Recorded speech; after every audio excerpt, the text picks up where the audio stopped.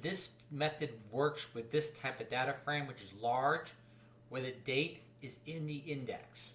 Now what I discovered what can happen, or we can do, is kind of like a cheat, is you actually can take that index, for example, right here, and throw it into the locator. So if you go, for example, this, because iloc is obviously gives you an index number, but loc allows you to group the dates together, which is real important when trying to get a small snip at a time, let's say for a graph or so on and so forth. So if you look at this, when you do it normally like this, it's a timestamp, and you have that. But when you convert it to a string, boom, you can throw it right into that index loc, ideally, and it gives you the exactly as you do it if you're between two dates because they are strings.